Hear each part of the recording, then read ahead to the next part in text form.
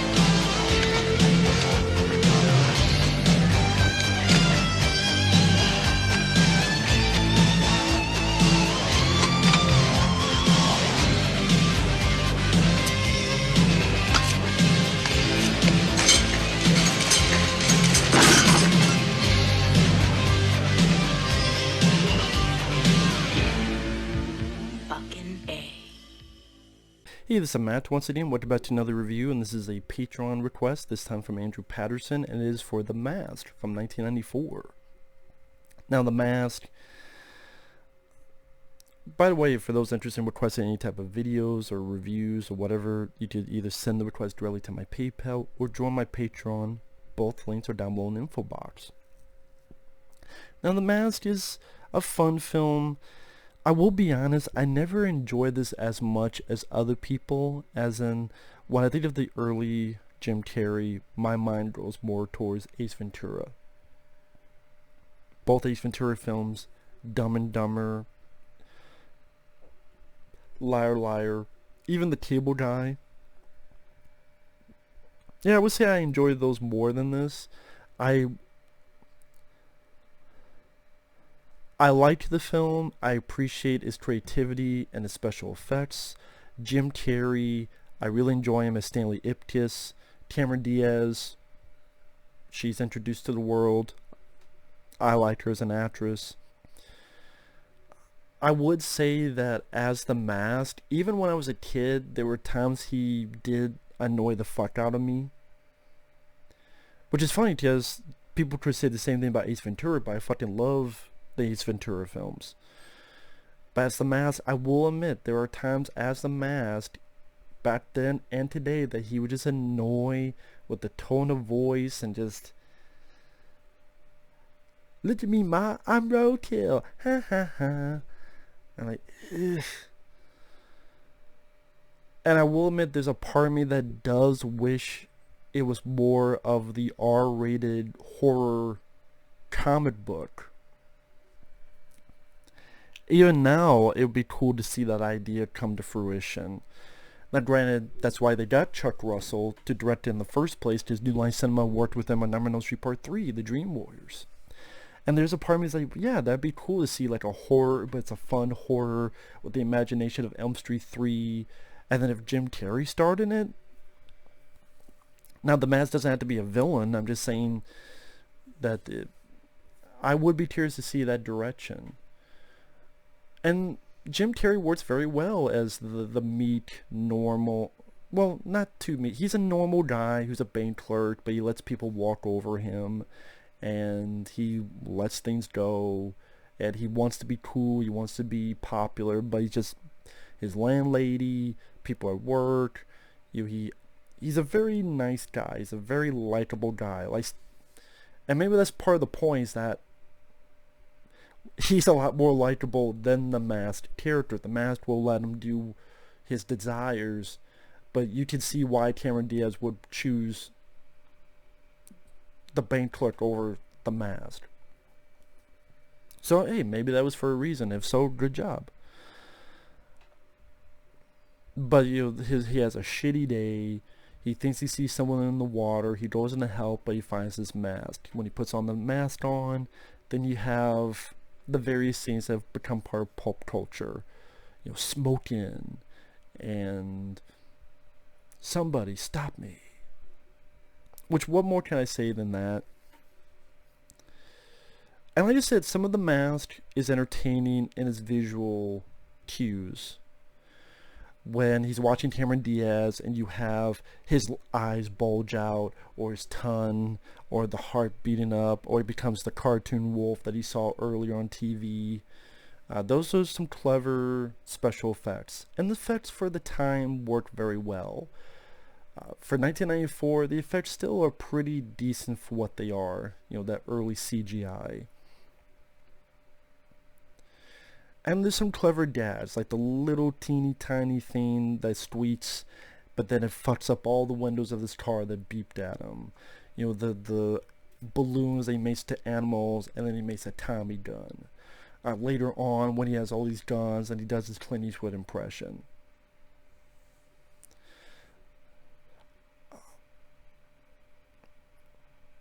Those, like I said, there's some fun to be had. Again, there are times for me, this is only me, I know this is not a popular opinion, that he did annoy me. Again, like when he's flat, look ma, I'm roadkill, ha ha ha, like that annoyed the piss out of me. When he gets shot and he's doing this Academy Award thing where, you tell Starlet I do give a damn. And he's farting, and he's like, excuse me, and then he's doing the cameo, you really, really love me. It's clever, but at the same time, just his tone of voice just irritated me a bit. I think it's mainly when he's doing the fucking dance numbers, which I have to think Paul Feig must have been a huge fan of this, because this is what he wanted to do in the Ghostbusters reboot, the scene that got deleted. Literally the same fucking scene. He was going to rip off this movie. He may not admit that, but he said, oh, I'm going to make the ghosts and have all the cops dance. What happens in this movie? All the cops dance. So Paul Feig, you just wanted to steal from this fucking movie. And it's a lot better movie than that piece of shit movie. But you just make the cops dance and ba. Maybe at the time it was cute. Watching then is like I did it. It fits with the mask. The mask, his personality. Because you contrast to the bad guy when he puts on the mask, is much more dangerous personality. Again, I do enjoy the film for the energy, its clever special effects. Again, Cameron Diaz, I think it was the first film she was in. She did pretty good. She's a dancer at this club. Again, not all the mask stuff held up for me. Even back then, I'm like, okay, this is pretty good, but I laughed more at the other Jim Carrey films I mentioned. I will admit, I laughed a lot more in those films, and there's not a lot of laughs I got. There's moments of smirks, like, okay, that's clever.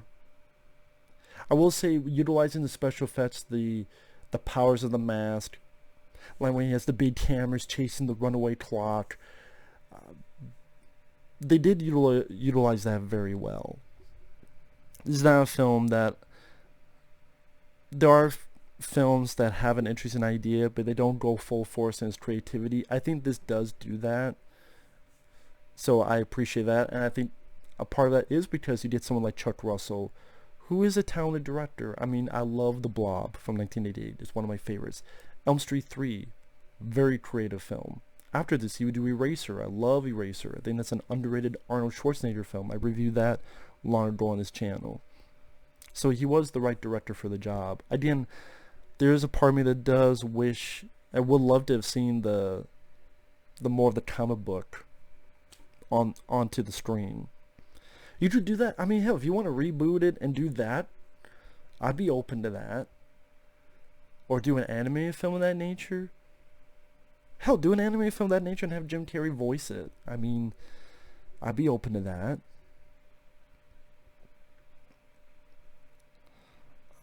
Of course, Jim Carrey, his character has a dog, cute dog.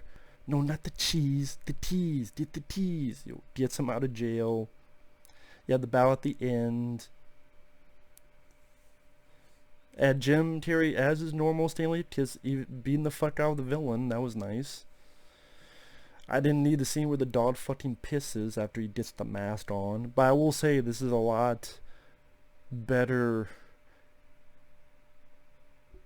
detailing that idea of the dog with the mask than fucking Son of the Mask, which I reviewed and ranted on here. There's a whole lot This is a whole lot better than that piece of shit. You want to know my thoughts on that piece of shit? Feel free to watch that review. This, at least, I think it's better directed. Its tone fits a lot smoother compared to that sequel. That sequel, I don't know what the fuck they were thinking. Here, I like Jamie Kennedy, but he's no Jim Carrey. Like, Jim Carrey really does drive the film. Even as The Mask, even though there are moments that annoy me, there are other moments that work very well. Like I said, when he's doing his Clint Eastwood impression, or his energetic, vibrant bounce in his step fits concurrently with the special effects. He is almost a special effect, at least at this time. And this was a crazy time for Jim Carrey, because he had Ace Ventura, Pet Detective, this movie, I think Dumb and Dumber. I think that was the same year. That was the same year. Ace Ventura, Pet Detective, The Mask, and Dumb and Dumber. And then you had Batman Forever in 95. All humongously successful. And that's why he got, what, $20 million for The Cable Guy in 96? Then that didn't do well. Then he did Liar Liar, and then that did do well. Then you had The Truman Show, and that did well. So for a while, he was the king of comedy. But then, not really anymore. He did a good job in Sonic the Hedgehog, to be fair. Sonic he was good in. But Dumb and Dumber 2, fuck that movie. His bitching about, well, I did Kick-Ass 2, and I don't like guns. I don't like violence. You played a fucking kill the number 23, you jag off. Fucking idiot. I don't even like Kick-Ass, but even that was a stupid bullshit statement by Jim Carrey. Give me a fucking break. How about you give the money back that you got paid for doing the film then? Just saying. But yeah, Jim Carrey, I do think he's a talented guy. I've lost a lot of respect because a lot of the personal stuff he goes on these weird, stupid fucking things. Like, apparently, when he did that movie Man on the Moon, and for some reason he had to be in character as Andy Kaufman, so he acted like a dick. No, it's more like you acted like a dick, and you blamed it, well, I was method acting. Fuck that shit. And what did that method acting get you? You didn't get an Oscar. Maybe that's what you were hoping for. Man on the Moon is not a bad movie, but I don't think it's a movie that's as remembered compared to a shitload of other films, and compared to a shitload of other Jim Carrey films. I'm not saying people dislike the film. I'm saying Man on the Moon is not as memorable as in his filmography, that as in memorable pertaining to widespread acclaim. Well, not acclaim, widespread recognition. That's the word I'm looking for. Recognition. When people think Jim Carrey, they still think of movies like this, and Ace Ventura, and Dumb and Dumber, and Liar Liar, and The Truman Show, even Eternal Sunshine of the Spotless Mind, which is a really good movie. I have a review of that up on the channel.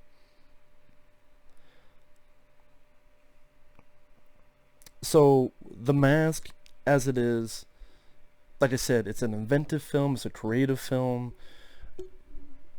It's not one of my favorite Jim Carrey films, because like I said, as The Mask, at times he just did on my nerves, honestly, with his tone of voice and hyperactive stuff. I mean, that's the point of The Mask, but I don't know, just certain moments just was a bit much for me. I'm not sure what you could do differently. Probably, truthfully, nothing. It's just, again, personal taste.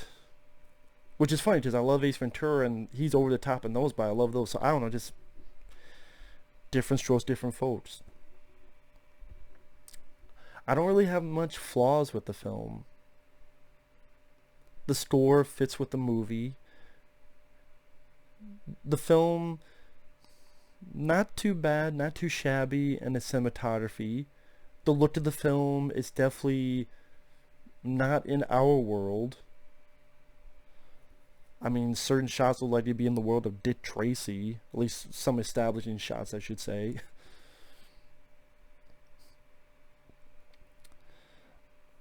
The guy who plays his buddy, Jim Carrey's buddy, sadly he passed away. He was a stand-up comic. I thought he worked well with Jim Carrey. Played off him fairly well. Sad that guy passed away. The guy who plays the villain, I've seen him in other films. He has a good look to him.